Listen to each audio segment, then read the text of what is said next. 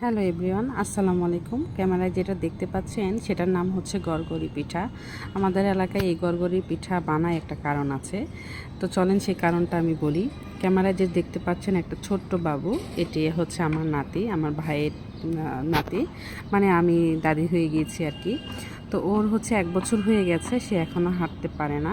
তো হাঁটতে পারে না বলে ওর দাদি হচ্ছে এই আয়োজনটা করেছে। আমাদের এলাকায় হচ্ছে কিছু ভ্রান্ত ধারণা থাকে, বিভিন্ন অঞ্চলে বিভিন্ন ধারণা থাকে যে বাচ্চারা এটা করলে হয়তো বা হাঁটা শিখতে পারে। তার জন্য হচ্ছে এভাবে আসলে চাদরটাকে বিছিয়ে বাচ্চাটাকে এভাবে বসাতে হয়।